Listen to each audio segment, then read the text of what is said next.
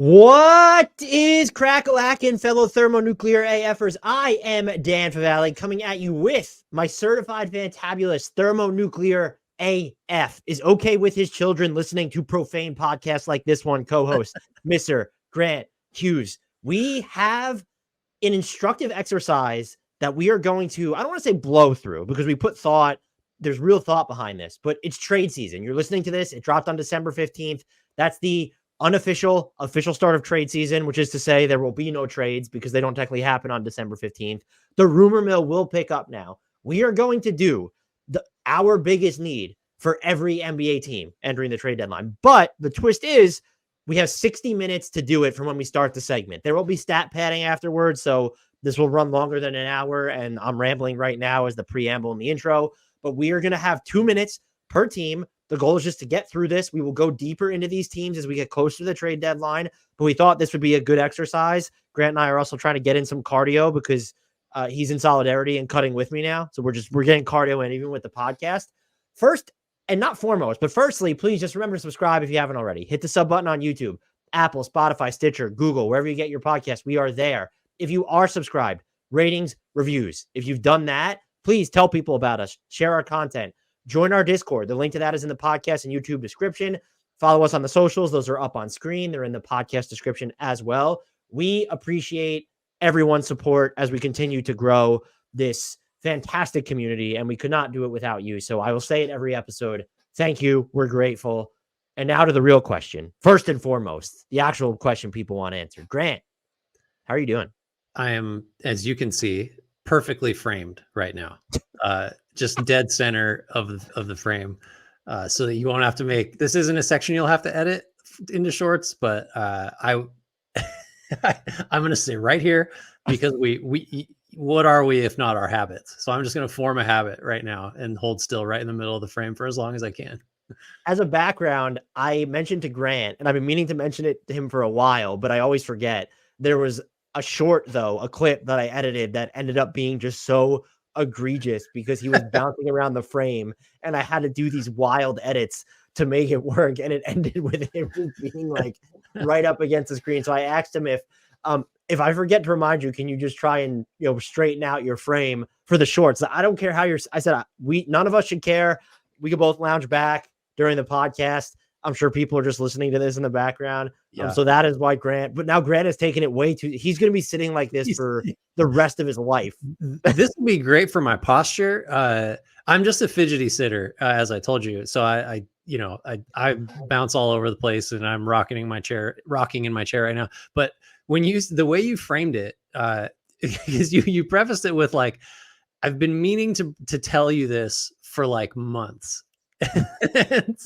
and then I don't think there was like a really long pause, but when someone says that to you, like really all the doors are open, like what's coming next?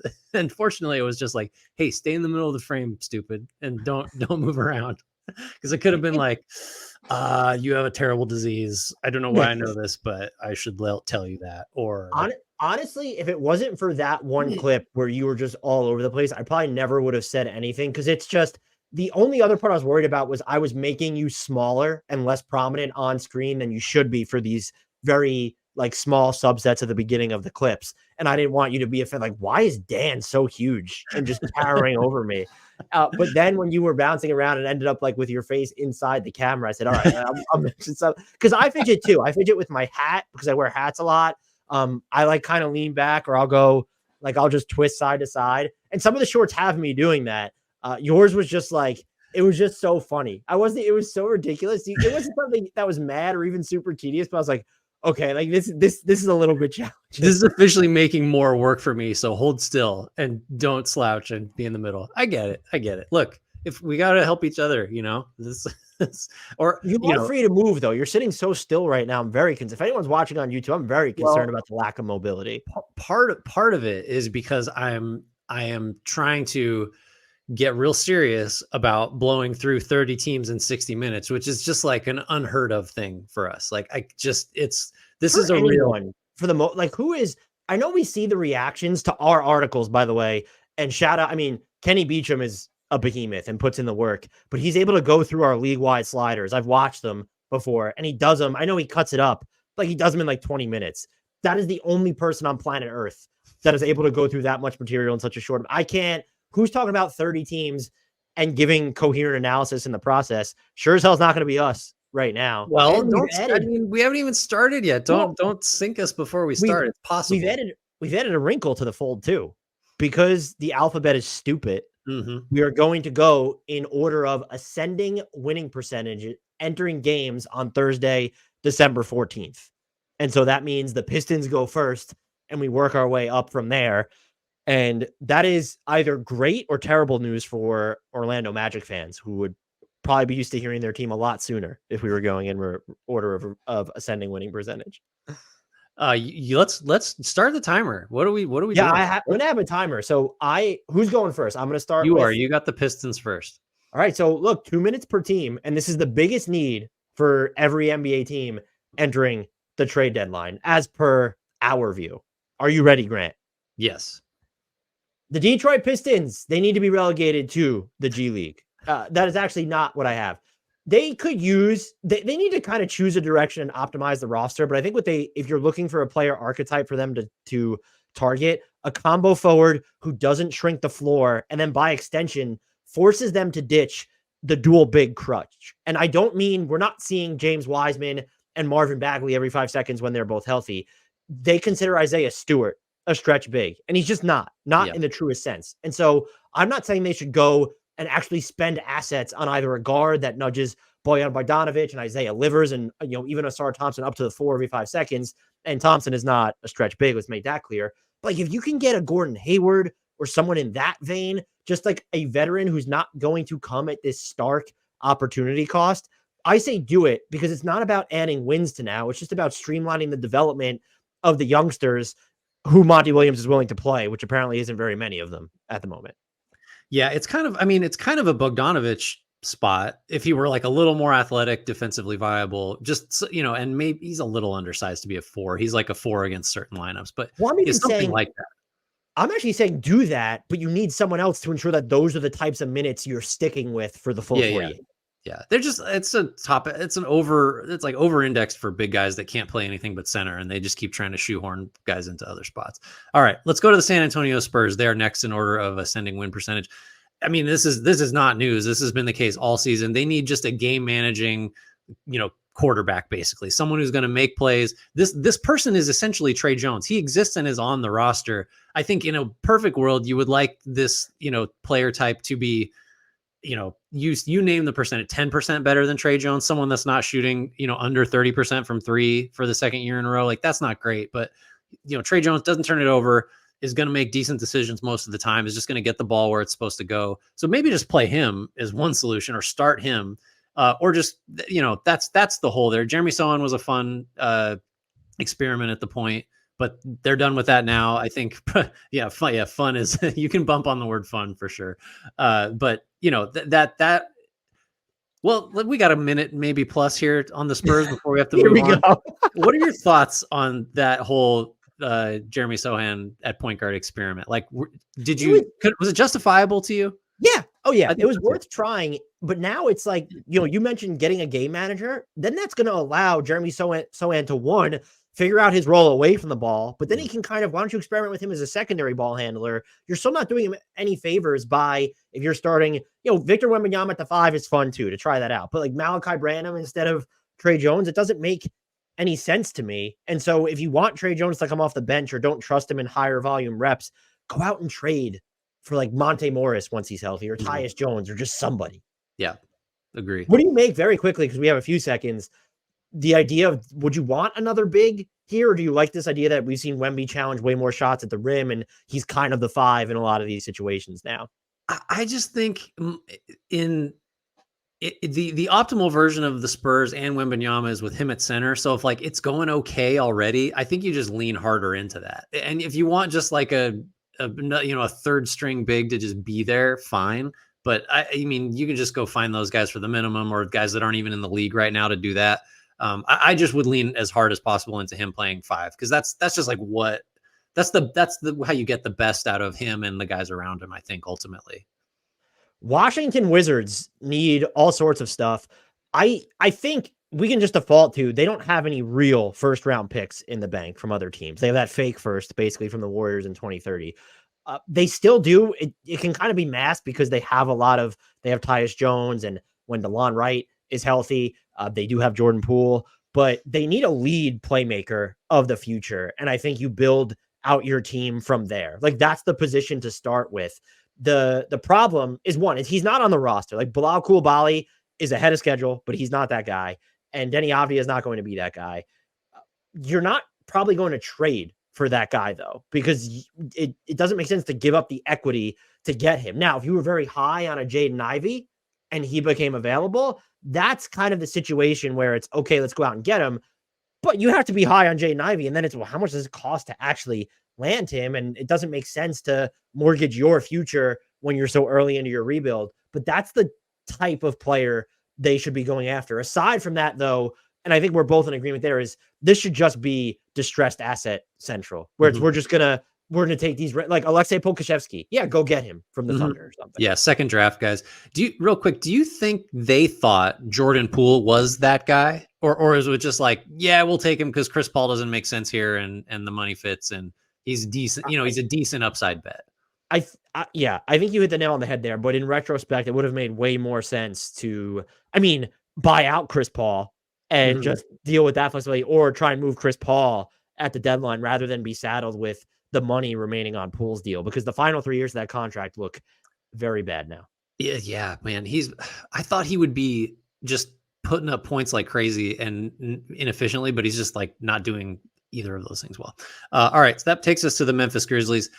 This will be the case for a lot of teams, I think, but it doesn't mean it's the wrong take. Like they need a properly sized, like say big wing ish, big-ish wing of the future who can, play some four and is not going to be like a one-way type of player. We've how many times we said Zaire Williams, man, this is it. This is going to be him. Just hasn't been so far. And Marcus Smart, now you're going to ask him to do, in addition, once he's healthy, to being your point guard and your best wing defender, you need him to take on another more versatile role. Like that's just, I don't know if he can handle any one of those things, let alone, 2 or 3 at this point. So that's kind of a lot. You could throw in, I think you were wise to do this in the notes, another big center to play with Jaren Jackson, which maybe isn't an issue if Steven Adams gets right and is back, because you would just be like, let's get a Steven Adams type, but if you have the actual Steven Adams and he's healthy and can play, then we know what he's meant to that team. So that's kind of 2 things, but the big wing really is it for me, because Smart you just can't ask Smart to do as many things as it, even with Morant back, they're going to ask him to do. The problem for them is that archetype is so hard to find, and this is not the season to now double down, because the season is done. It's just over for them. They're not gonna, I think their playoff chances per ESPN are like 0 at this point. And so it'll be different when Ja comes back. We're dealing with so many other injuries. I kind of just feel like you can try and make the most out of this season. I'm not saying punt on it, but it makes more sense. You mentioned the bigger, like another big, this is an Andre Drummond team, whereas we don't really give up any real assets. We get someone who kind of helps us replicate what we were doing last year a little bit, or replicate some of what Steven Adams does. And we'll try to figure it out and make the bigger move over the offseason. But like their absence of a big picture wing is glaring, and they waited too long to consolidate. And then they probably consolidated into the wrong player once they did.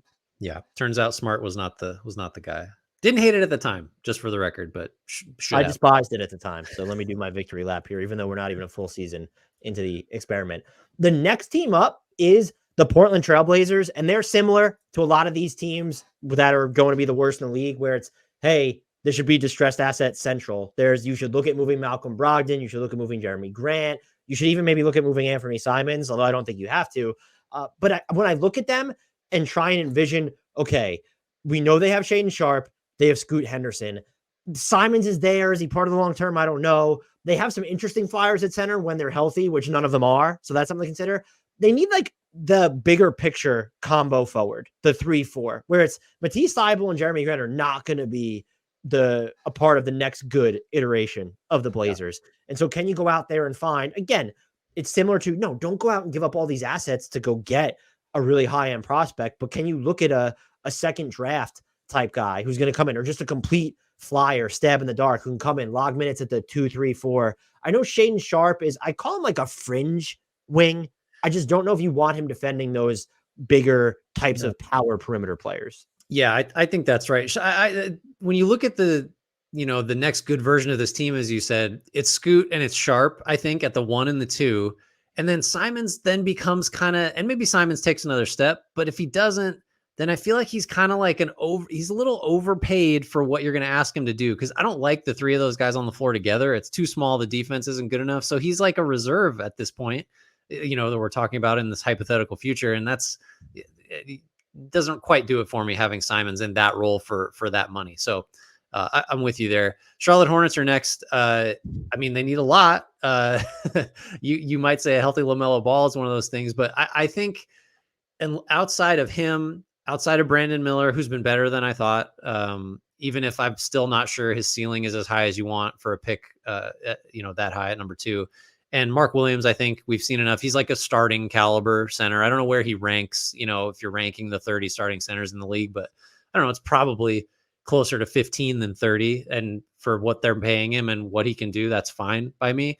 So like they need more assets. They need more firsts. You can trade Gordon Hayward. You can trade other, whatever else you can to sort of bolster the asset store. But then also and maybe Brandon Miller's this guy. I'd be curious on your thoughts. Someone to just guard the point of attack, handle the pick and roll so that it's not just a parade downhill and all their, paint roaming bigs that they just only ever play are, stuck out on an island. So do you think Brandon Miller's a wing? Do you think there's a future where he's guarding just if it's you go get John Morant tonight, or you go get Anthony Edwards, or you go get Paul George? Is he going to move around the positional spectrum that enough on defense, or do we need a more of a 1-2? I would like to see them go get more of a 1-2 so that you can then put him on players who are more like-sized. And so it's, go they need more of, I think, an Isaac Okoro or even a real just true defense like Deuce McBride from New York. They would go out and look at him or something. I think that's what should be their top priority if they're looking to actually get talent at this deadline. Go get Jaden Springer. Free Jaden Springer. How about? Our next team up is the Chicago Bulls. And so, look, they look plucky without Zach. Hold on. Did you skip the Jazz?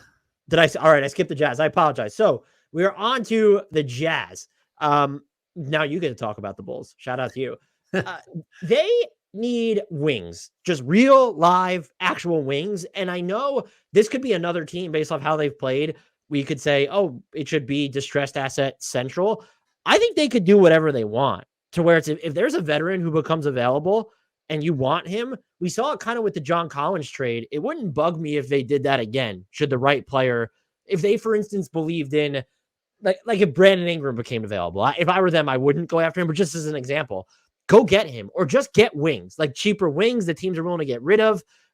Your team needs this because it'll help you defensively. And it's just it gives you some more lineup versatility, I think. And the other thing they really could need, I'm very high on Keontae George moving forward. He's a much better passer than he was advertised coming into the league.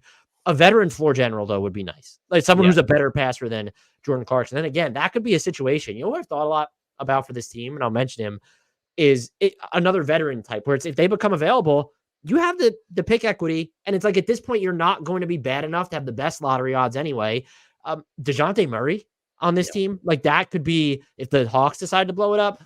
But I would prioritize just getting any type of wing because who is the closest they get to wings on this team is either Simone Fontecchio, Talon Horton-Tucker, or Ochai Agbaji, I think. Who's the other? I mean, or if you want to say Larry Markkinen, he plays the wing minutes, but he's not a wing. Mm-hmm. Yeah, it's amazing that how many teams have we done that just the dearth of guys that are 3-4. So you would think, I mean, that's why they're all in New Orleans. They're all in New Orleans, Toronto. That's why they're also coveted.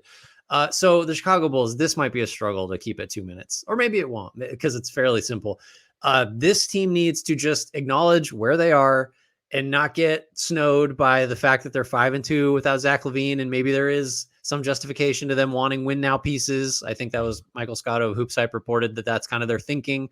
If they're looking to trade guys, that's just so backwards to me. And it's so it's inexplicable given that sort of thinking is what got them here. You trade Vucevic, you trade first for Vucevic, you trade another first in the sign and trade for DeRozan, you give LaVine 219. You're just gluing yourself to the treadmill with these kinds of moves. And then if you don't, you have to do it at some point. And trading Alex Caruso, for major value right now, while he's shooting like 46% from three and is one of the best defenders in the league, that's not a guy you keep to like, toggle pieces around him and, oh, we're going to win 42 games. Like, no. You move everything. That's all it is. You need to acknowledge where you are. That's this team's biggest need. And you can't make these win now plays while you're also saying, well, we're so far apart in extension for DeMar DeRozan, who then might just leave over the summer if you don't move him now.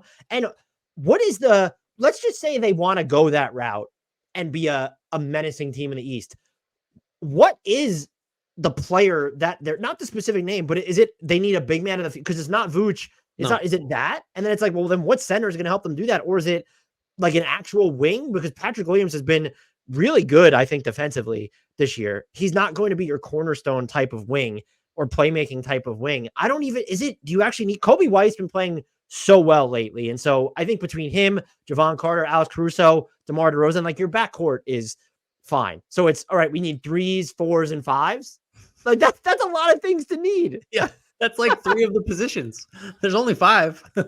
That's more than half the positions. DeRozan's kind of a wing forward at this point, but it's like now you need, and their defense, we know how aggressive they can be and how they're able to cover up for him. But I would say if they're going to go that route, they need a superstar center, and it's okay, or a superstar like pure wing. Yeah. And you don't have the assets to get that player because, you gave it up in the Vooch and DeMar DeRozan trades. Right. You used to, you had it. You don't now because you mortgaged it all for Vooch and DeRozan and Levine as your core.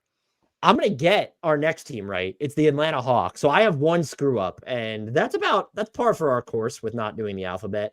On the Atlanta Hawks, part of me says that I want them to go the route of the Bulls. I think both of us were so much higher on them than they've been this year. Yeah. I do think they're kind of, while they're cheap as fuck, they're kind of married to winning now. And so it's, well, you need to figure out a way to just improve your defense. You force turnovers, you don't foul a ton. That's about all you do well. Missing Jalen Johnson is obviously hurt. I think what they actually need is probably, surprise, surprise, that 3-4 type to where it's an upgrade over DeAndre Hunter / the Bogdanovich minutes, or if you don't want to go to AJ Griffin at this point. I don't hate the DeJounte Murray, Trae Young backcourt, quite frankly, but you actually might need to give up one of them to get the player that we're talking about. I would also be okay if they leaned, and this is in the vein of them getting Pascal Siakam.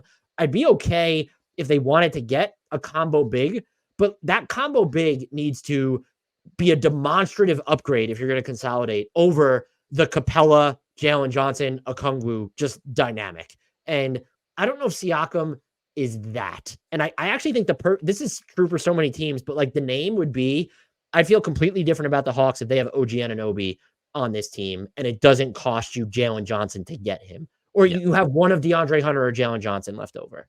Mm-hmm. No, I think that's right. So I don't have a lot to add there. It's just like, it seemed like they assumed, the move we're going to make is moving Capella because Okongwu's got his extension and he's going to step into the center minutes and we'll get something for Capella that it's just like, I don't know if it's going to happen now. Like that seemed like a good idea at the time, but if that was your big chip to trade, like I'm not sure there's a robust market for Clint Capella at this point.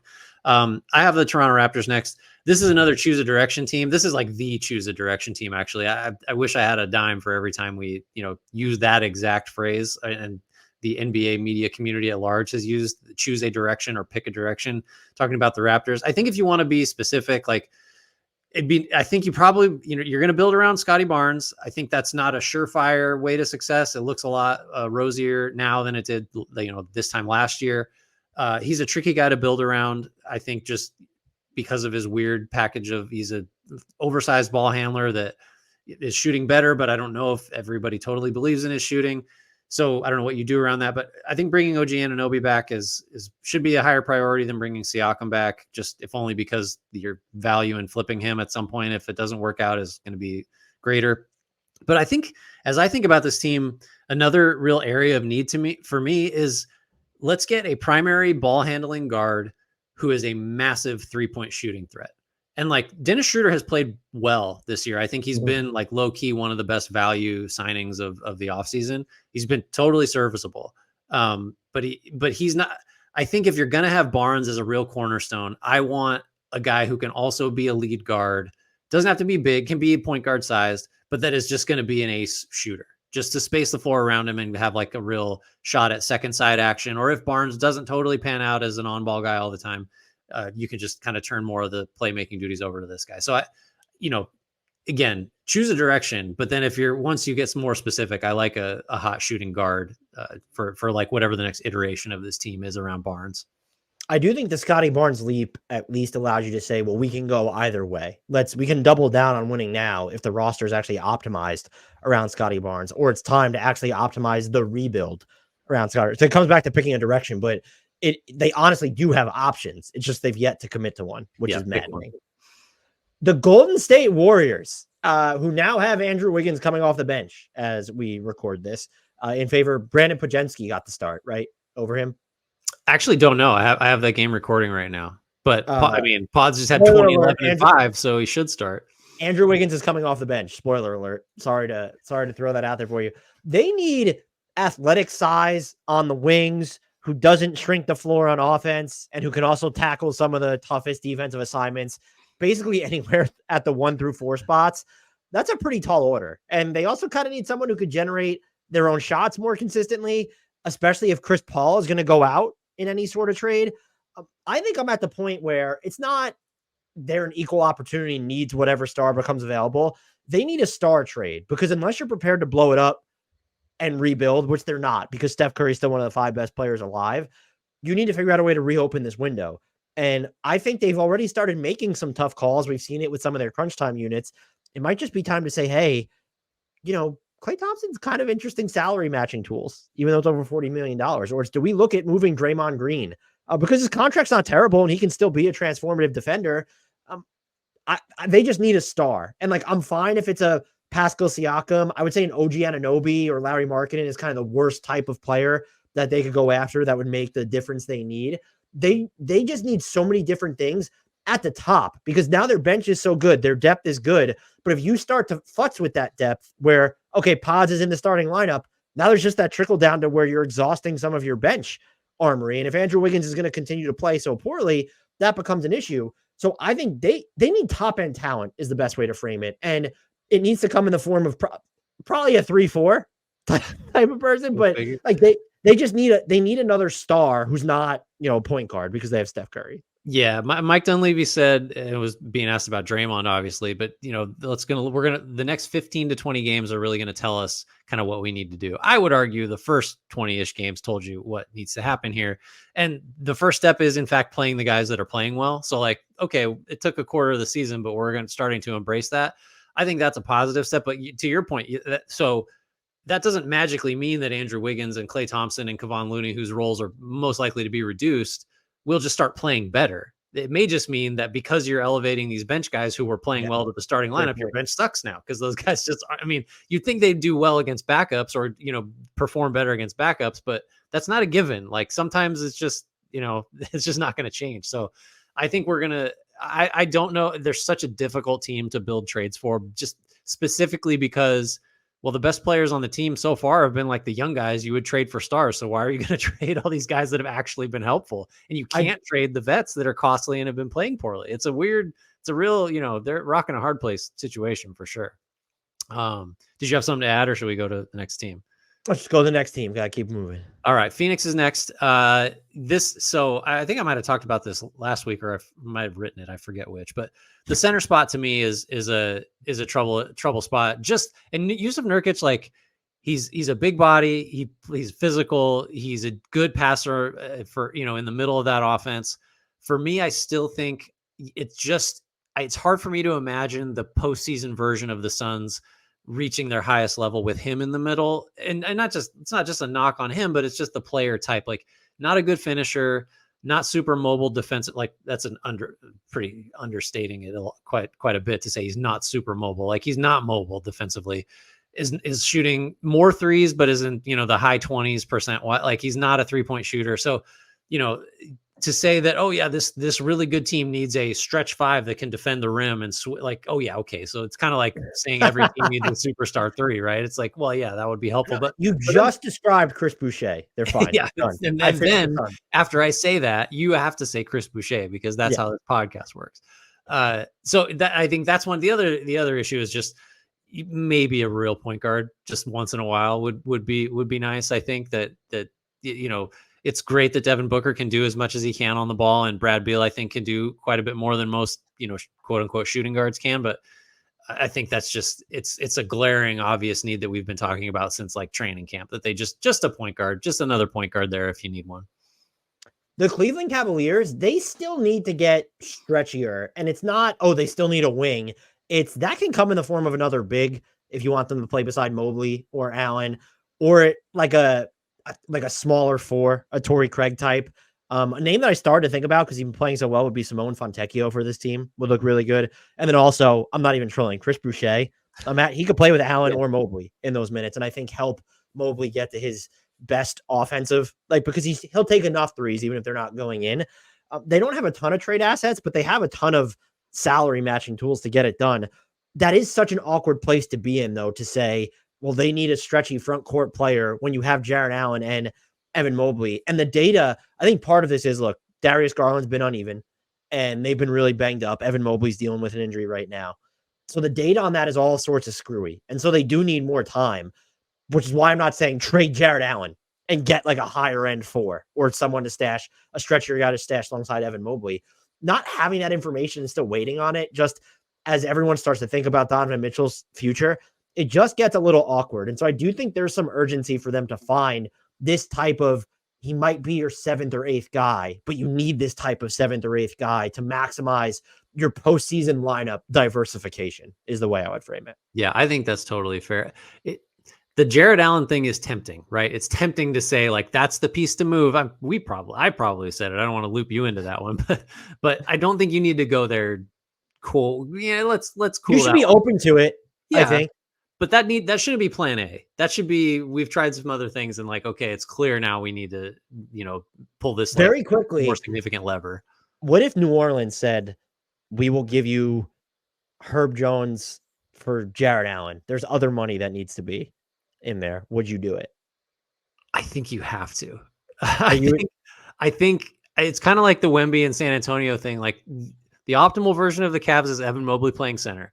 So you're going to have to just trust that that's the case. And then you add just an elite wing defender. If Herb Jones is available, like that's just, to have him guard the guys that you don't want Mitchell and Garland to have to guard, you got to do that, right? You got to. Yeah, you have to. I wouldn't do it if I was New Orleans, especially if Valanciunas is still going to be there. I wouldn't either. Yeah. Okay, that makes me feel better about saying the Cavs have to if you wouldn't do it if you're New Orleans. Speaking of, we have the New Orleans Pelicans. It's a tale as old as time, a rim protector who can generate space. That is what this team needs. Jonas Valanciunas is not a floor spacer. The volume's not there. Teams don't care if he's open and is going to shoot it. For all the things that he's good at, one of them, the one that the Pelicans I think really need is spacing and or rim protection. I guess the two things he's not great at. Screen setting also, that's a big plus or that's a big box you need to check if we're talking about something the Pelicans really need. This is just still a hard team to build around. The centers, again, we need a floor spacing center that can defend. Like that's just Chris Boucher. Yeah, go ahead. Boucher. Yeah, just you need a button to press that just says, "How about Chris Boucher?" And it's just a recording of your voice that just drops it. I forget. I don't know who my guy would be for that. If we have to think, I'm sure the listeners can tell us in Discord. But I think this is from your notes too, so this is not going to be a surprise to you. I agree with this. They should not be afraid to explore options who might cost them CJ McCollum or Brandon Ingram, because I don't think I can't believe you just said that. Yeah, that is shocking. I underlined it in the doc because I was like, yes, Dan, that is the way you should be thinking, right? Because if you're not going to move Zion, then those two guys need to be on the table if you're trying to make meaningful changes. That's just how it's going to happen. I will say the two names that spring to mind, I do kind of like the idea of, I disagree with you in the sense that if you can get a really strong screen center who's a great rim protector, it's okay. That's how they generate space, is with their pancakey screens. I would prefer it to be a stretchy big, though. The two that I thought of, and they're imperfect because one of them's not really a big and the other one's not a rim protector, but Kelly Olynyk will look really good on this team. And then we brought this up in the OG Anunoby makes a lot of sense in the Pelicans, which is like you have now two wing types in him and Herb Jones who can just defend the five, maybe three if you want to include Dyson Daniels in there, but at least one of those guys and OG will stretch the floor. The more I think about it, the more I'm like, yeah, do it. How's that for analysis? we are on. And it's actually impressive that they're this high in the standings. The Brooklyn Nets. I wouldn't have predicted that this is what I said they would have needed entering the season. They need some perimeter defensive juice. They're giving up a lot of wide open threes. I know some of it's by design, and there are worse 3-point defenses out there, but we've seen a lot of instances where they're giving up too many good looks in certain games, or all that space is being used to then exploit them. And part of this is Ben Simmons is dealing with his back stuff. I think we've seen Mikal Bridges been better defensively for them this year. He is doing a little bit less on offense. That probably helps than he was last year. Dorian Finney-Smith looks like he's a step slower, maybe 2 on that end of the floor. Royce O'Neal has been fine for the most part. I don't know what the player is because they're in such a weird timeline, but they have a bunch of picks they could give up. They have some salary matching tools they could use. I do think, look, some of this, it doesn't need to be a big name. It can if they want, if they're committed to this core. Nick Claxton has not been healthy. He's not as, you and I both love his switchability. That's not been his strong suit this year. It's just like the mobility just isn't there like it was. As he gets healthier, maybe you can look at this and say, oh, you don't need to target like a super big name because you have him on the back line or him who can step out. And it's, oh, let's go get I don't know. Alex Caruso would be fun on this team, or Emmanuel Quickly, because they also do kind of need a playmaker of the future when you look at this roster, where it's, all right, Spencer Dinwiddie, he's expiring. You have Dennis Smith Jr., you have Mikal Bridges. You have enough to get you by, but you could use another playmaker. So they can straddle both lines, but I think they just need some perimeter pressure. It'd be nice, yes, if it came in the form of some additional playmaking too. Yeah, I have to talk about this because I just wrote about it, did the research for it. And you hit on it right off the bat. Like the fact that we're talking about like a perimeter body for this team as a need is so wild to me. And the thing that I was writing about is how in the world is a team with this much length on the wing and this many theoretically switchable guys and disruptive guys, Dennis Smith Jr., guys that are in the league for defense. Ben Simmons, Cam Johnson, even last year had a steal rate with Brooklyn in the 95th percentile for his position. The Nets are 29th in steals, 24th in deflections, 22nd in loose balls recovered, and dead last in opponent turnover percentage. How does this roster not play a chaotic, disruptive brand of defense? It doesn't check out. It's one of the biggest mysteries to me in the league. So yes, even if it's counterintuitive, what you're suggesting is in fact what the numbers say the Brooklyn Nets need, which is just like, I'm not going to get over that. It's a wild thing. L.A. Clippers are next. They need an upgrade, I think, for certain matchups on Ivica Zubac. Like that guy should have or could have been PJ Tucker, but he's not playing. And it seems like 5 years ago, PJ Tucker. Yeah. 5. Yeah, exactly. 5 years ago, however many years ago, PJ Tucker. So he looks like he's probably on the way out. The signs are pointing that way. At the very least, he's not playing. So it's not going to be him. And you don't have this crazy collection of, let's find a Morris and throw him out there. Robert Covington or Batum can be, a weird lineup center. Like they just don't have those guys. So someone that's a little more matchup proof, someone that may be able to space the floor, hit a corner three, that kind of thing. Cause really quietly, the Clippers have been like pretty darn good after that rough, like 0-4 or 0-5 post James Harden trade start. I think it was like they've won 9 of 12. I assume they're beating the Warriors. We're an hour and a half into the Warriors game. I haven't watched it all. I assume they're beating the pants off the Warriors. And if they haven't, they'll come back from 20 plus points down and win because that's how the Warriors operate now. But yeah, that's a pretty straightforward one for me. Do you have anything to add to the Clippers? No, they do have the assets to get it done though. They can still trade a first round pick and they have some interesting salary matching tools that they can play. Our next team is the New York Knickerbockers. I think some people will want to see them get a big, but they just signed Taj Gibson, so they're straight for the next decade. He's back. You're not going to replace what Mitchell Robinson did for you anyway. Isaiah Hartenstein's one of the best backup bigs in the game. So you have him, you have Jericho Sims, you're fine. It doesn't need to be a caps lock star. They just need a bigger wing, a properly sized wing who doesn't shrink the floor, who also doesn't need the ball. I'm describing basically OG Anunoby, but like you want this when you're kind of doing, Dante DiVincenzo and Josh Hart, and you look at some of the assignments they're going up against, they're undersized. Even Quentin Grimes. RJ Barrett's kind of properly sized, but is he necessarily strong enough or good enough defensively to hold up in those matchups? That is the player they need. It is also the player that so many other teams would kill for, but that is the archetype of player that they need. And it doesn't need to be a star because they are so deep. I do think, I'll say relative to this season at least, Julius Randle's got to be one of the most underrated players in basketball, or underappreciated at this point. The highs are incredibly high, the lows are incredibly lows, and you understand what he is. But he is a good basketball player and doesn't get talked about in the same vein. And we frame it as he's more valuable to the Knicks than any other team, like that's somehow an insult. It's not. He's made 2 All-NBA teams. It's not an insult. And so because you have him and Jalen Brunson and just this depth, you need I'll call it a power wing, 6'7" or taller, that is going to be defending the toughest perimeter assignments. Yeah, I'm with that. Has there been a more confounding, like, up and down player than Julius Randle? Because you're right about how he's playing right now, but it's just, I just can't get over how his perception, at least for me, has like ebbed and flowed over the years. Kind of okay. Houston Rockets are next. I actually like. It's really encouraging that there's not like a glaring need that jumps out for the Rockets. Like, you really could make the case that like they're pretty good shape in most places. I do think the backup big spot is one that could use some improvement, like, because it's kind of can you get Chris? Did you press a button, or was that actually you? Because Jock Landale on that weird contract where he gets $8 million a year, except for the 3 years where he doesn't after this one because it's non-guaranteed. He's not the answer at backup center. It doesn't seem like he's playing less and less, basically out of the rotation. So it's like, is Jeff Green your backup center? Are you going to use Jayshawn Tate there? Boban is on this roster. He does not play.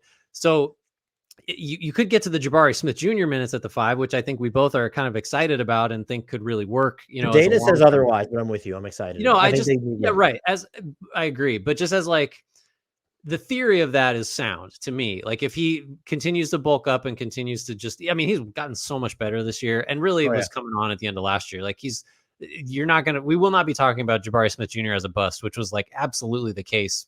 Like, what, halfway through last year, probably.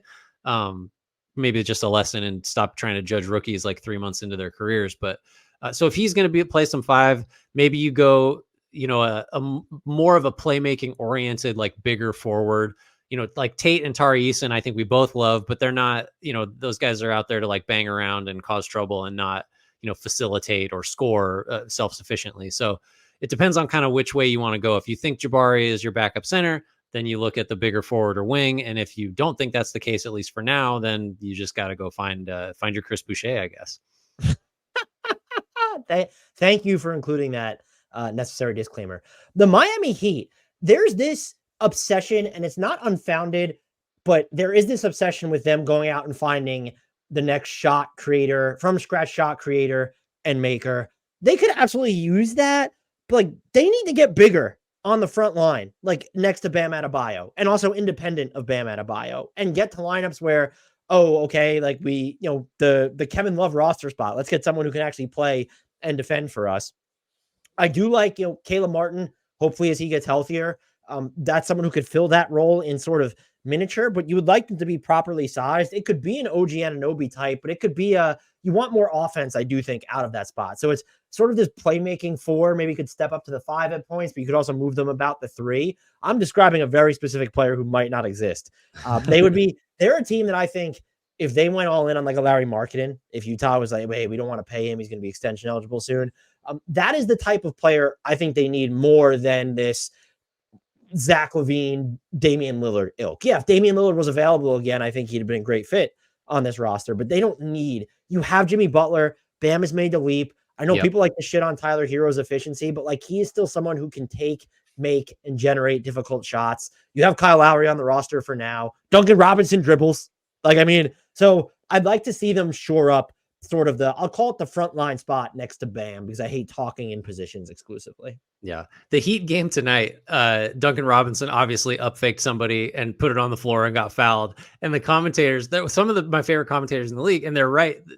But listen, this is where we are with Duncan Robinson. They said, you think he's going to do one thing and then he hits you with something else. And it's like, what on earth has happened that Duncan Robinson is now this like paragon of offensive versatility where you can't just run him off the line and it's fine. What a leap in skill set by him. Sacramento Kings are next. No real way to transition from Duncan Robinson other than to say he's not a good defender, I guess. And the Sacramento Kings need defenders at every position, except for Keegan Murray. I saw an EPM chart today as going around on Twitter, just charting his growth in defensive estimated plus minus. And it's just like, basically, you know, there's peaks and valleys in it, but it's just headed hard up to the right. Like, Keegan Murray is a really good defensive wing / forward. I don't know what you want to call him. Other than him, obviously the Kings are, kind of bereft of great defenders at several positions. So get the combo forward, get the big wing, somebody that can guard, the shooting guard that Kevin Huerter can't handle, or the power forward that Harrison Barnes can't handle. It's just like, it's not a mystery. If you can't, now you could mess with the center spot, I guess, and try to find more rim protection or whatever, but you're committed to Sabonis. You could say Chris Boucher. Yeah. Chris Boucher. Or you might be able to play him with Sabonis. I don't know. But you can't really mess with that position because Sabonis is a tricky guy to fit around. He definitely, the Pacers spent a few years figuring out, like, even with a Miles Turner, who some would say is similar to Chris Boucher in several respects, couldn't work with Sabonis up front as a combo. So if you're gonna improve this team's defense, it's got to be in the 2, 3, 4 spots, and that's been the case for a while now. They're another OG Anunoby team, but I actually think if you were to single out one team where OG Anunoby makes them a caps lock contender after the fact, and they're not already a contender, I think it's probably the Kings or the Pelicans. Yeah, the Kings are on the very shortest of lists for that particular distinction. I think that's right. Do you know who would actually come close to being on that list if they got OG Anunoby? The Indiana Pacers, who are next up. How's that for a motherfucking transition? Really good. So they need, I know they've been linked to Pascal Siakam, and I'm fine with that. I don't know if you necessarily want someone as ball dominant when you have Tyrese Halliburton on your team. I do assume, though, that Benedict Mathurin leaves as part of that, and so does Jarris Walker, and so that takes care of some of the functional overlap, and then you could have Siakam run a bunch of bench units. I'm fine with that, but I do think it needs to be someone who can handle more of the top-down defensive responsibilities, where when you look at the breadth of assignments that Aaron Nesmith, Bruce Brown, Andrew Nembhard even has to cover, you want someone who's more like-sized against the players that they're covering. And so that's where OG Anunoby sort of comes into play there. They have the assets to go out. I mentioned Benedict Mathurin. They have Jarris Walker. They have all their own first-round picks. So, like, they can cobble together an offer. It's who's the right player, because neither of us will mention OG Anunoby till we're blue in the face. But I really just don't think he's going to be available. I'll still mention him because let's see what teams give up for him. A Matisse Thybulle, would that do it for you? And the other name, I'm only going to mention him because he's topical.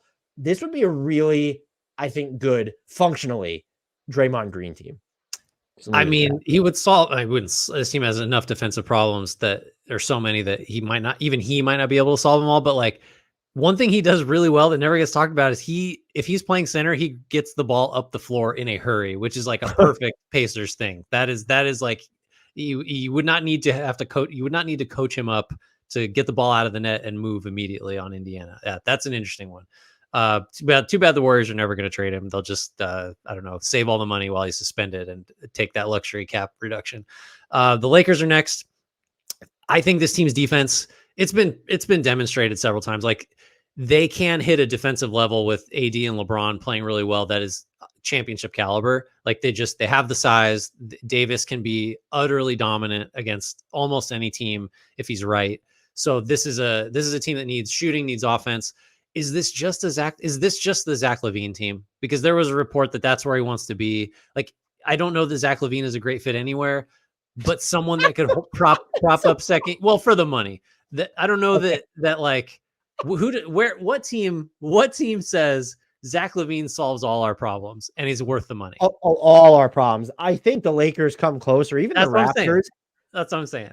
And so if you want someone to help you survive, when help the offense specifically survive when LeBron's not playing or misses time, like, LaVine will get you some buckets. Like Chris Boucher, first of all, Chris Boucher.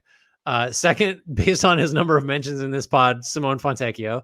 And third, Zach LaVine. If you can't get those guys, you have to go Zach LaVine. Also, like, maybe just hold on to Malik Beasley, who's shooting 45% from defending his ass off for the most. I know he hasn't been good against some of the toughest assignments, but like, he's actually gotten a lot better guarding up. Yeah. No, I mean, like, he's another guy. Hold on. This isn't stat padding. How old do you think Malik Beasley is? Oh, he is 27 years old. That's correct. He just turned 27 last month. Wow. He's like, I just don't understand how he was able to get away and then couldn't sign for more than he signed for with Milwaukee. But yeah, the Lakers need shooting. They need offensive production, particularly if LeBron's going to eventually miss time. There's been multiple reporting that said they prefer Alex Caruso to Zach LaVine in part because of the cost, and he is the one that got away. Mm-hmm. But if they do seem obsessed with not compromising the defense, and D'Angelo Russell has been, let's use the word serviceable, but he's probably been better than that defensively this year. Which is a massive surprise. And so it's like, do they aim then smaller, where it's like Bojan Bogdanovic? You might have already mentioned him. And the name that, because I mentioned him on another team, you know who can actually make some sense if you believe that he can fit offensively on this team? DeJounte Murray makes a lot of sense if they don't want to compromise the defense and the way he's been playing offensively this year. You would way rather have Murray than LaVine, right? Like, on their deals? Yeah, for sure. And also, he's the better fit too. Yeah, I think that's right. The Denver Nuggets look, they're not going to make a big trade because when you look at salary matching tools, Reggie Jackson at $5 million is the most expensive player that I would think they're willing to move. And he's been so good for them that it's, well, then we need a backup point guard because Jalen Pickett's not ready. And like, that's not going to be a Julian Strother or Peyton Watson. Like, that's not going to be their bag. So you have to kind of surf and be like, well, can we get the player who Zeke Naji we said he was going to be like for the past 12 years and he hasn't been? I think there's not a huge urgency to do it because they quietly stretch 8 deep because of the way that Reggie Jackson's been playing. Christian Brown has perked up. And now Julian Strother. I know that we were all, including Calvin Booth, high on Peyton Watson, but holy Julian there. But I would like to see them. They need to get another type of big in there. It can also be a little bit bigger of a wing. I just don't know the price range that they're working with, feasibly, or because of who they're going to be sending out in the trades. You're looking at a lot of minimum guys. A player I thought about just because he's approaching free agency and this team is headed nowhere at the moment, Xavier Tillman would be semi-interesting for them. And the other one is just like, he doesn't play enough in San Antonio, but like Julian Champagnie would be great for this roster, but he's not really a big man. Yeah. It takes us to the Dallas Mavericks. So if you play with Luka Doncic, you're going to get open threes. The key for Dallas is those shooters need to be guys that the defense is like uncomfortable with getting open threes. And those guys have to be able to guard. So like Derrick Jones Jr. has been, really good for, relative, about as well as he's ever played, short of like when he was at the top of the zone defense in Miami. And we were just like, who is this guy? This is incredible. He's been good. He's been making shots. Dante Exum is back and has had a couple like awesome 20+ point games in a row. And trade Kyrie now, build around Exum. 7 of 9 from 3. We're talking about Dante Exum was 7 of 9 from 3 in his most recent game. So those guys have kind of given Dallas what I'm talking about. Guys that can guard, that are going to be, actual spacers on offense.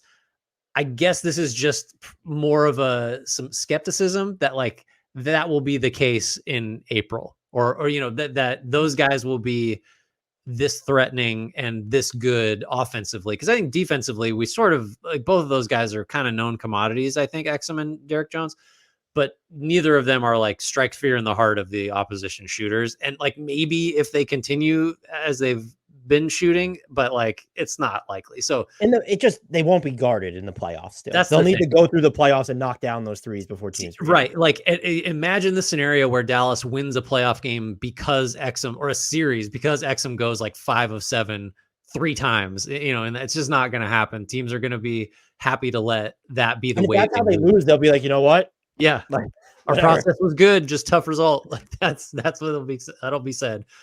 You've got the Thunder next. Yeah, I have a lot to say on them, so strap in, Grant. Okay, I'm ready. They need some heft or bounce on the front line to play behind and with Chet Holmgren. Shout out to, I forget the Discord user. I'm also very behind on my Discord messages. I was explaining to Grant the week that I have had. It was busy, even by my standards. I'm not complaining, but I'm just behind on everything. There are a bunch of names you could throw out there. They mentioned John Collins. That'd be fairly interesting here. You can just get whatever heft on the front line. But while I do still think that's probably their biggest need, I'm at the point where I might be ready to say this is their biggest need. They need another ball handler who has, I wrote in the notes, side to side jiggle and joggle in the half court, because that's not Jalen Williams' game. Like kind of going up against set defenses and operating methodically, which is fine. I know he's the best player of all time, Grant. Right. You have to say that first of all. But Josh Giddey is so bad now. And someone pointed this out to me on YouTube, and I started to notice it in that overtime game against the Warriors. His higher stakes minutes are down. You and I have talked about previously how they didn't want him leading lineups by himself. They were more inclined to go with J-Dub for that.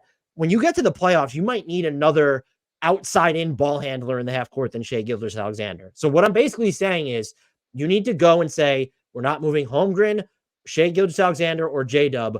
What is it going to take to get Stephen Curry, Golden State? We'll give you everything else, all the picks. But no, in serious, they need to, I think they're at the point where they probably need to consider getting that type of player. I don't know who it is, who becomes available. They're not a Zach LaVine team for me. That's not what I'm saying. Mm-hmm. It's just something that's in the back of my mind because there's the obvious need, which is the front court heft or bounce or whatever. But then there's that, just the Josh Giddey stuff. That's, I think it's time. I'm there. Frankly, I'm there. I don't know if everybody else is there though. I think I'm with you. I think that's right. Like it's just I'm sure we've talked about this. We might have talked about this last week. The Giddey fit, like if he's not the guy you want on the ball as the second unit leader at the very least, then like where's the value add? You know, it's just he's not spacing the floor. He's not a good defender. It's not that complicated. Got the Sixers next. This is another team that I've been thinking a lot about lately, and it's more in like a big picture sense of like, man, they kind of played it right where they got all these expirings and picks for Harden. And so now they can, and I don't think the perfect trade fit is out there really for them, but should one emerge in the next 2 months, December 15th is one sort of, benchmark. Arbitrary cutoff. Yeah. Arbitrary cutoff where some more guys that everybody should have known were going to be available, become available. So it's not like a big thing, but the market gets a little, more flush with talent. And then as you get closer to the deadline, maybe that person will emerge. They don't have to trade for like a third star or whatever. There's not one on the market right now. They could, and I think they're obviously like going to have their antenna out for that for sure. But then they don't want to. It's a tricky needle to thread because it's like, well, we're prioritizing 2024 cap space. So the guy we get either has to not take up so much that it forecloses on a big signing, and he can't be expiring because what's the point of that? We give up all these assets for a guy that just walks. Like. Or that we could have signed ourselves in free. Like if they got OG Anunoby, exactly. Yeah, you do it. But the calculus of, well, we're giving up X and we could have just signed him once he hit the open market. Right. And so my conclusion is sort of that, like, if there's a trade out there for them, it's not there yet. Maybe it will be. And should that happen, I think another perimeter ball handler / shot creator would be good to take the load off Tyrese Maxey and just make things, get Joel Embiid another couple shots, whether it's in pick and roll, whether it's drive and dump off, like that kind of thing. I think that's something you might want to focus on. I guess if you wanted to get like really picky, you could just say like, I don't know, a more athletic version of Tobias Harris, like someone that's really going to tear the rim down, like you're driving from the corner, from the wing or whatever. But we've said big wing for like everybody. So I think it's that I guess you'd say second perimeter shot creator, but like third shot creator if you're counting Embiid there with Maxey. The Orlando Magic entering play on December 14th as the third seed in the East. How about that? That's fucking incredible. Their need has changed because I think we would have said, and I still would, look, you've dealt with the Bulls before. If the price drops low enough, why not try and swindle them in a Zach LaVine trade? I'd be open to it. They no longer need someone on that scale. I think the offense has been a little bit friskier lately enough to say, without Wendell Carter Jr. or Markelle Fultz, I don't know if they're actually benefiting a little bit from trying to find themselves without Fultz, but their defense is hellfire on PEDs. And if you can just go and get someone who, you mentioned this with Dallas, not just hits threes, but forces defenses to guard them from three, and bonus points if they can work off the dribble as well. And so rather than saying they need an all-star caliber scorer at the 2 or the 3 or the 1, it's what about Anthony Simons for this team? What about, they could even go the distressed asset route where it's defenses are still going to react to Gary Trent Jr. He wouldn't be my favorite. If I made a, top whatever big board list of Orlando Magic targets, I don't think he would end up on it, but like that's the, a Malcolm Brogdon. Even someone on Twitter mentioned to me, and I more thought about, I was like, that Corey Kispert with the season he's having, that might work. Like, yeah. So they need that type of player, and I don't know what their ceiling becomes at that type of player, but if you're waiting for them to drop off and they go and acquire someone who opens up the half court for their drivers, this team becomes an even bigger problem for the rest of the league. Yeah. Tyler Hero. I don't know. We're just talking about, you said, you mentioned Simons. And so I immediately thought, Maxey, Hero, Poole, because we have to think of those 4 guys all together. They should not trade for Jordan Poole. That is my hot take. The Milwaukee Bucks are next. We talked about Malik Beasley as defending much better than anyone could have expected, but that is still insufficient, I think, for a playoff, guy who's going to have to guard the people that Lillard can't and probably Middleton can't. So I don't know how you do it. They're asset poor.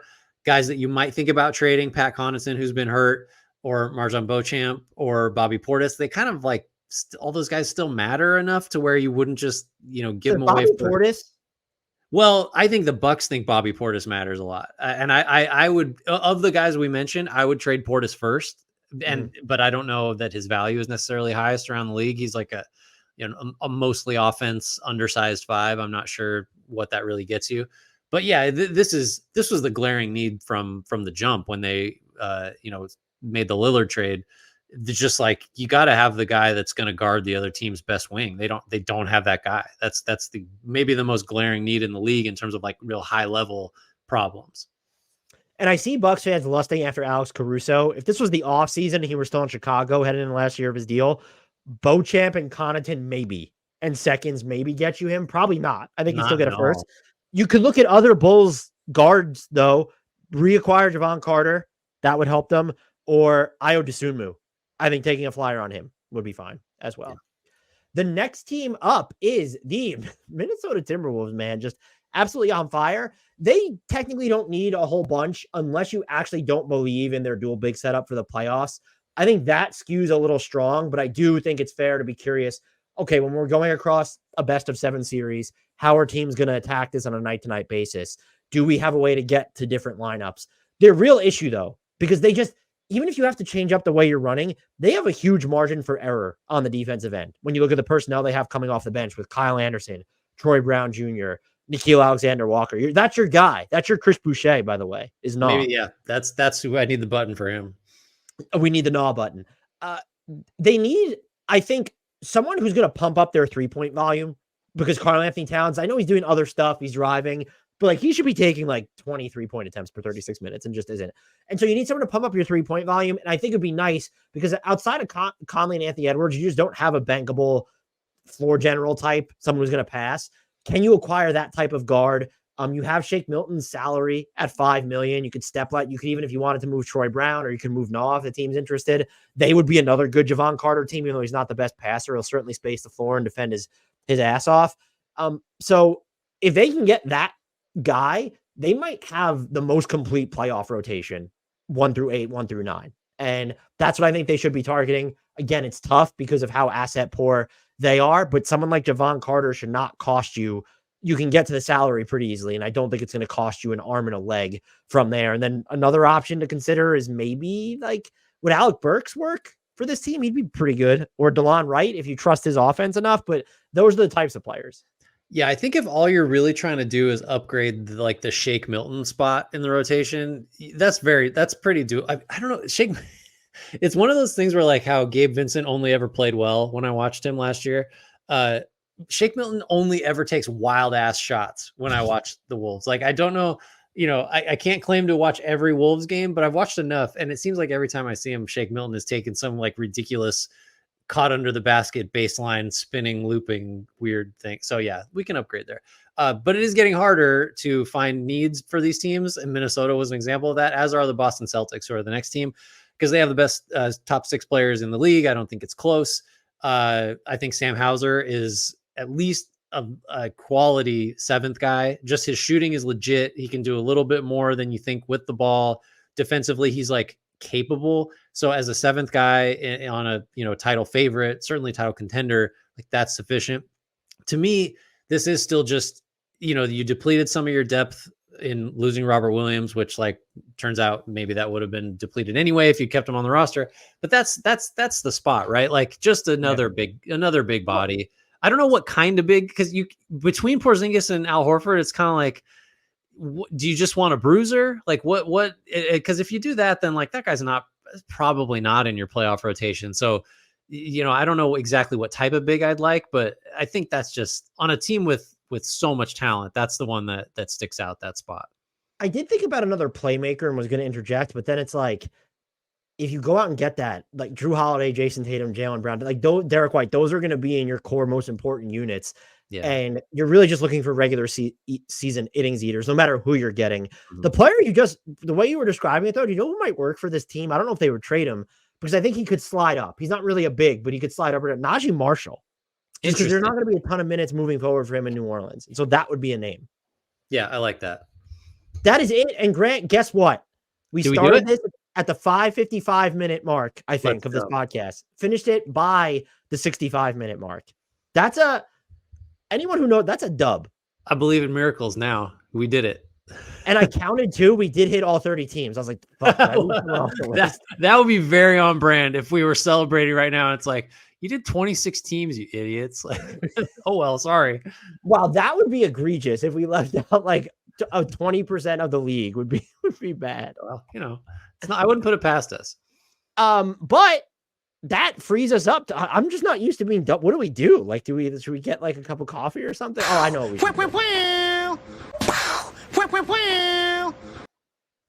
It is guess a player time for stat padding.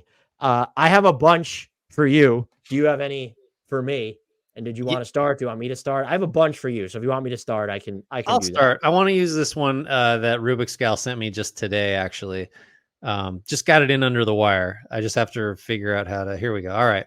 This is specifically, well, I mean, of course it's specifically for you because there's only 2 people hosting, but it'd be weird if it wasn't for you. All right. Guess the player, Dan. Clue 0. We have a clue 0. Okay. I averaged 10.9 points per game in my rookie season. No. 10.9 points in my rookie season, which is also my age 20 season. That's clue 0. Clue 1. Let's see. If the NBA ever put together an encyclopedia of high volume chuckers, I'd be on the cover, just like I was on the cover of NBA Live 2008. Oh, right. No, I feel like I should know this. Were you an NBA Live guy? Or I was growing up. I probably got so frustrated that I threw my PlayStation controller at the wall or actually broke the disc. I distinctly remember, and I'm going to date myself real hard here, NBA Live 95, I would just turn off fouls and I would just steal the ball in the backcourt every time with Brent Barry, and Brent Barry would average like 50 steals and 100 points a game because he would just hack the guy and steal. Anyway, clue 3.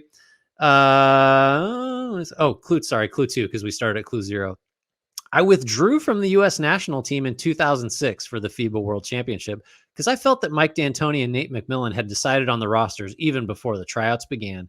I swore to score 50 against both their teams, and I dropped 54 on the Suns on 21 of 37 shooting, but was held to 9 points against the Blazers, including a franchise record worst 0 for 8 from 3. What team was he on when he dropped those? Did that say or no? You do not have that information yet. Okay. Clue 3. I still hold a franchise record for most points scored in a game, though I share it with another person now. It's not going to help you if you don't know the franchise. All right. Pay attention here. Clue 4. The 2011 CBA included an amnesty clause where any Gilbert Arenas. Did you say it one more time? Gilbert Arenas. You got it, yeah. That guy is so bad at his basketball takes. It's just like, I don't know if he's doing it on purpose. It's just, I know people like to dunk on it. It's so bad and inauthentic and disingenuous to the point that it's not even worth dunking on because it's just so inane. The age 20 thing. Who was he shitting on for their like age 20 stats or something? Well, that's the that was the recent one I saw that where it was or Sar Thompson because he doesn't get buckets isn't going to be a good. Yeah, that's a bad look. Okay, good job. You got that. The next you would have got it on the 5th and 6th clues for sure. Good job. Thank you, Rubik's Gal. Another good one. I have Rubik's Gal ones for you. Are you ready? I hope so. This is clue number 1, no clue 0. I was a voice actor for a video game called Quest for the Code. The game was an educational one and was used to teach kids about asthma. It featured an all-star cast of Glenn Close, General Norman Schwarzkopf, Whoopi Goldberg, Cuba Gooding Jr., Jeff Goldblum, and Gwyneth Paltrow. You're not going to believe this, but I don't have an answer yet. Okay. Clue number 2. I'm sorry. The research / knowledge of basketball and obscure facts about basketball from Rubik's Gal is Caitlin Cooper level stuff. It's staggering. Yeah. A voice actor. Okay. All right. Clue 2. I maintained a high degree of interest in police departments. I trained to become a Miami Beach reserve officer. I was formally sworn in and received a $1 per year salary in this capacity.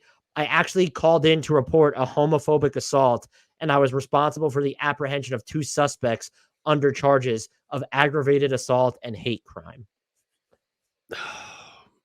I thought you were going to get it here. I just like it's like tickling my brain, but I can't come up with the person. It's not Shaq, is it? It is Shaq. Okay. Nice job. You were going to get it. The next one, I think I own the record for the biggest individual sale in Walmart's history, $70,000. Amex declined my card, flagging the transaction as possible fraud because they thought I was still in Miami. That's an interesting strategy to throw out Shaq, like to throw out a super prominent player as a guested player.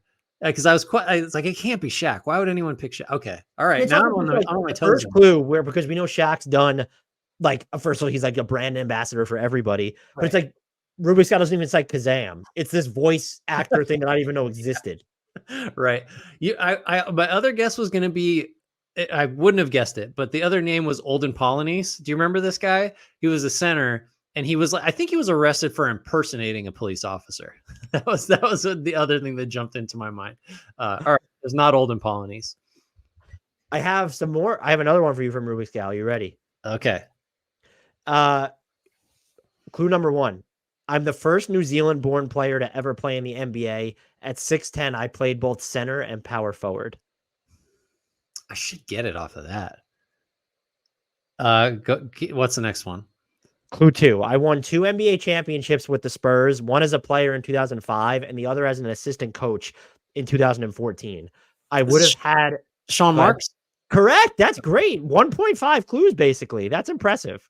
I don't know why I wasn't. I always thought of him as Australian, which, sorry to any New Zealanders out there, I'm sure that's something you hate, but okay, you got it. Cool.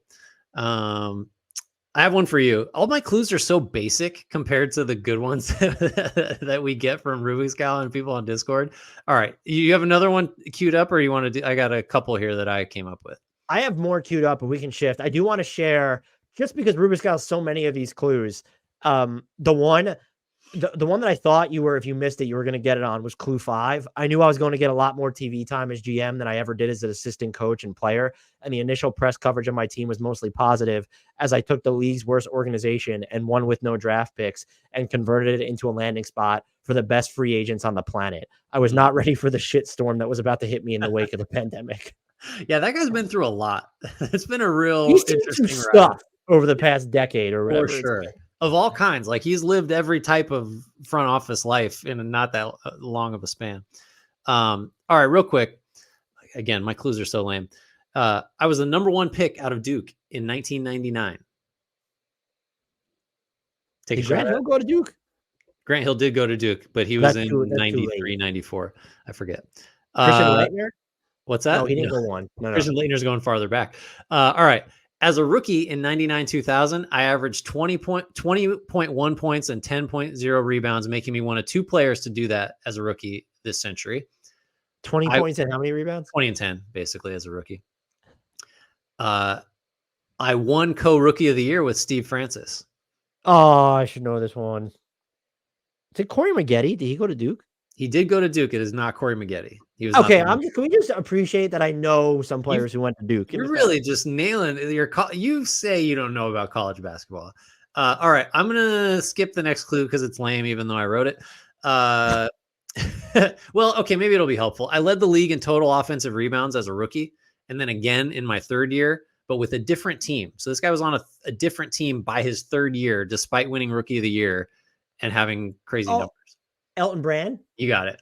You're going to get it on the next one, which was I was traded to the Clippers for the pick that became Tyson Chandler, and then the Bulls subsequently took Eddie Curry at number 4 to have 2 high school big men in their front line.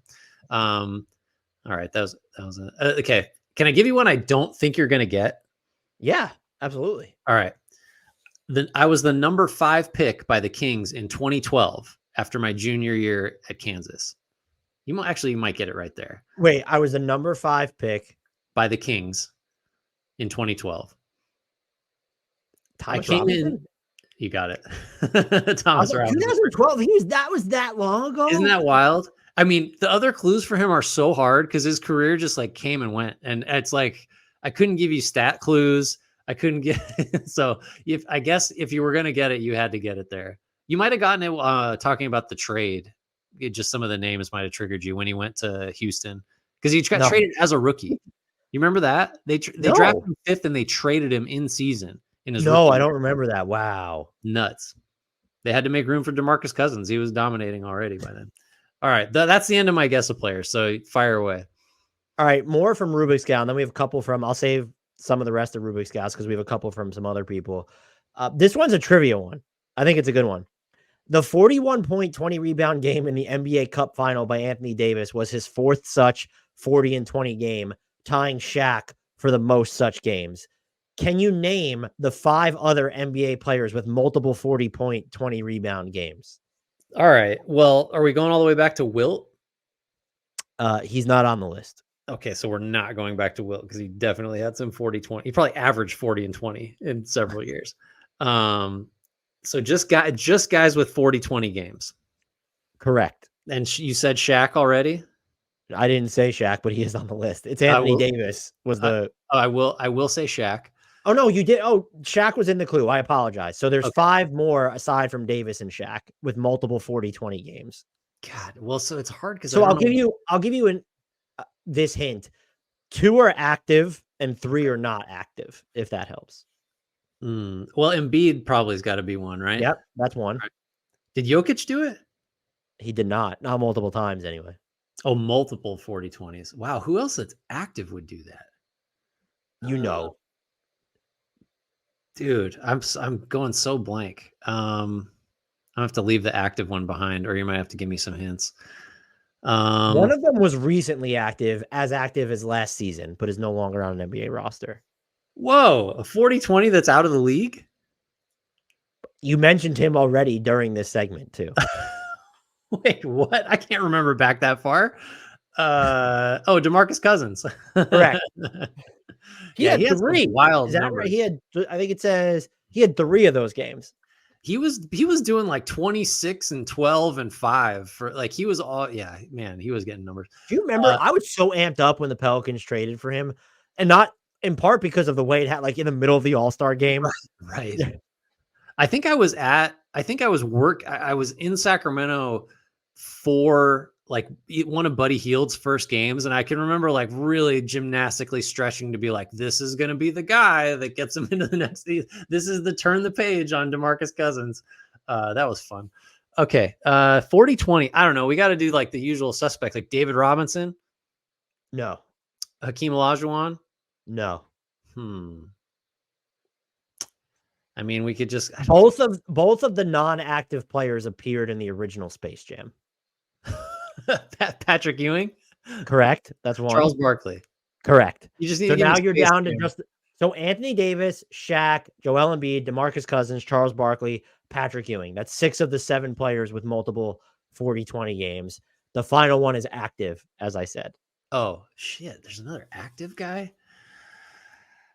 I don't know. Did Luka do it multiple times? You're missing a pretty obvious one. I feel like a pretty obvious one. Well, that's hurtful, Dan. It's not coming to me. There's no other good centers. Like we got. He did. I didn't say they had to be a center. I know, but in my brain they do. He dislikes Tyrese Halliburton. Giannis. Yeah, Giannis has had 3 of those games. Yeah, that was dumb. I should have got Giannis. Good question. All right. There's another trivia one. Let me go to the next guess a player from Rubik's Gal. Clue number 1. I was drafted 56th overall by the Spurs in 2002 while I was still playing in Spain. In 2005, San Antonio tried to buy me out of my contract with Sakai Baskonia, the Spanish league team that I led to every major Spanish league title as well as the EuroLeague finals. But the contract buyout amount was $3 million, and the NBA only allowed $500,000 for buying out contracts. Is this Luis Scola? Correct. Wow. The OG Argentine superstar before Manu Ginobili, as Rubik's Gal said. That was impressive, Grant. That's sneaky to throw Spain out there as like a throw you off the Argentinian guy. All right. I feel good about that one. That is incredible. Thank you. So let's get to the next one from Rubik's Gal. Clue 1. I've been part of some very important trades in my short NBA career. That's the first clue. Would you like to take a guess? No. Clue 2. I was drafted by the Jazz in 2016, but ended up in a 3-team trade that sent Jeff Teague to the Pacers, George Hill to the Jazz, and me to the Hawks.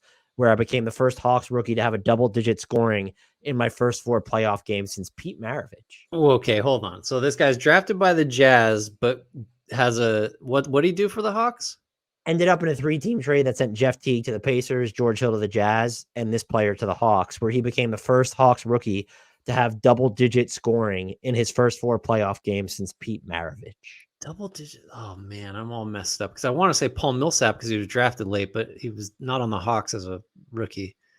A rookie on the Hawks that's scoring like crazy in the playoffs. Okay, I don't have it. Clue 3. The Hawks traded me to Brooklyn in 2019 in exchange for Alan Crabb and the rights to Nickeil Alexander-Walker, your Chris Boucher. Oh, why can't I get this? Traded me for Crab. That's a lot. Yeah, that's good first clue. That is a lot of weird trades that this guy's been in. There's more coming. All right, I still don't have it. Clue 4. In 2021, I was sent to Cleveland along with Jared Allen as part of the James Harden trade. God damn it. Who is this? The Hawks thing is really throwing me. This guy scored a bunch as a rookie in the playoffs for the Hawks. I do think if you discard that, it might get easier to pick this player. If I leave the Hawks thing alone? No, if you just forget about that playoff whatever thing. Remember they played for the Hawks for sure. Yeah. So this person goes Jazz, Hawks, Nets for Alan Crabb. Then he went to to Cavs from the Nets. Yes, as part of the James Harden trade. This is so frustrating. Like, and it's recent too. You can't say James Harden trade. He's been traded so many times I can't remember who was in any package. All right, I still don't have it. I'm disappointed. Clue 5. In the summer of 2021, I was traded to the Timberwolves for Ricky Rubio. It's like this person's probably still on the Timberwolves.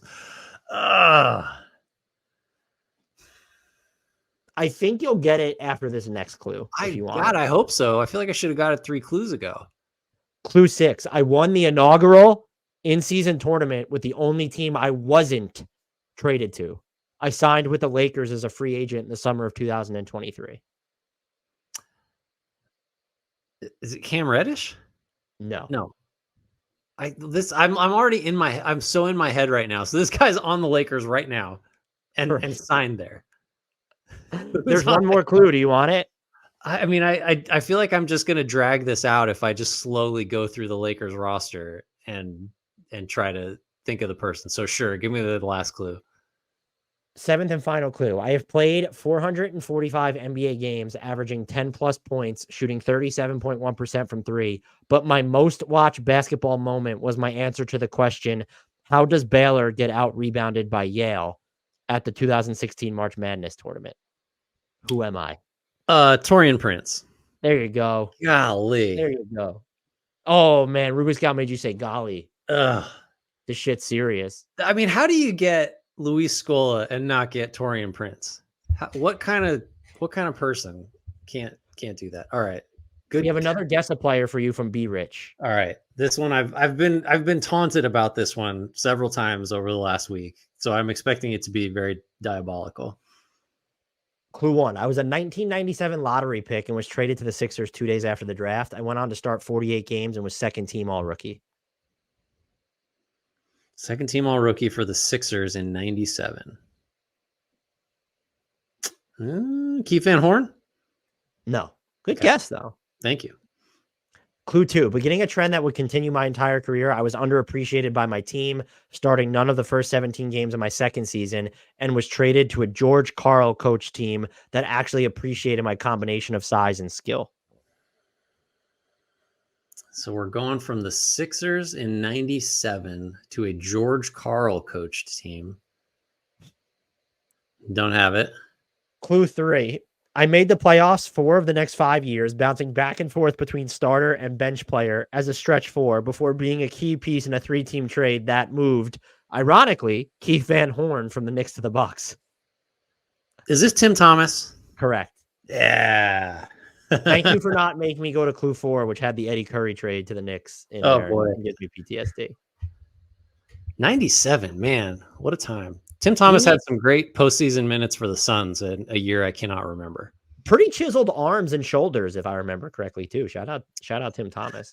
Mike Hernishin has a bunch, but we'll get to one Ooh. because we've done so many already. I'm very curious to see if you get this. I don't know what to, have we done one from him before? I don't know I don't know. I got to get in the right. He did one previously to you. All right. All right. Clue number one, I was a lottery pick of the Milwaukee Bucks in the 2010s. Care to take a guess? Brandon Jennings. No, he was drafted in 2009, so you really fucked up. Oh boy, I should be disqualified immediately. Oh man, I was neither an international draft pick or a college player, as I technically went straight from high school to the NBA. That seems like a sneaky clue. Okay, I don't know. Clue 3, Kevin Garnett famously endorsed me saying that I have the bones to be a great player at my position. Yeah, I mean, not an international and not a college player, so it's a high school player. Although that was kind of a suspect. Okay, I still don't have it. Clue 4, when I was drafted at age 19, there was speculation I was as old as 26 due to a combination of terminology mix-up and conspiracy theories. What? This is I see. I'm assuming it's an American high school player, but that doesn't seem like that could happen. All right. That's weird. Clue number 5. I am the second highest drafted player from my birth country in NBA history. Oh, what's his name? Is it? This is the entire point of the game. Oh, right. You're not going to just tell me? I can't just ask you. Is it Thon Maker? It is not. It is Thon McCurr. Okay. That was the next clue. That's why I was being an asshole. No one ever pronounced my last name correctly during my time. Really? He said eventually that it was Thon McCurr. Yeah, that's right. That's right. In the 2010s. Wow, that seemed more recent than that. I remember there were people that thought he was going to be exceptional. They were calling him like the next unicorn. I can remember being asked by BR to basically be like, we got to cover this guy. Like, do you want to do like some interview, like try to do a reported piece on him? And I was just like, I don't, how do we contact this person? Well, do you know what they ended up doing? Because I remember Howard Beck ended up handling it for you. So okay. I probably said you should get Beck on this one. They were like, yeah, we'll go to our top choice. And when you couldn't do it, I'm sure that's exactly how it went. It's probably like they asked Howard first, and then he's like, I'm too busy. And they said, well, let's get somebody else. And I said, I don't know how to do this. I'm going to give you this one from Rubik's Gal because it's trivia and I don't want it to get lost in the shuffle over the next week or two. LeBron has obviously scored the most points in the NBA since the year 2000. How many players can you name from the top 10 scorers after 2000 leaderboard? After 2000? Well, Kobe. Correct. That's 1. Melo. 2. After 2000. So we got to get way. I mean, is like Chris Paul on there just because of all the years? Chris Paul is on there. Rubik's Gal went pretty deep into the bag here. How many am I trying to get here? I can count for you very quickly, but it looks like maybe just like some of the top 10. There's 10. I think there's 20. Let me see. 11, 12, 13, 14, 15, 16, 17, 18, 19, 20, 21. There's 21 players. So you could just start. Let's see how many you can get before you get a strike. All right. Paul Pierce. Yes. He's in the top 10. Tim Duncan. That would suck to get it. Okay. Yeah. Dirk. Yes. He's in the top 10 as well. So here's who you've gotten that's in the top 10. Paul Pierce, LeBron, that was given to you, Dirk, Kobe, and Melo. So you have 5 of the top 10. So I still don't have 5 from. Gosh, it's so hard to like turn your brain back to 2000. Who was really good? You could think active players as well. Okay, yeah, I guess. But then, like, I'll say Durant, but that starts you like 6th. Okay, on this list. So yeah, that starts you in like 06 or 07. I forget what his rookie year was. Harden, he's number 7. Yeah. You're killing it.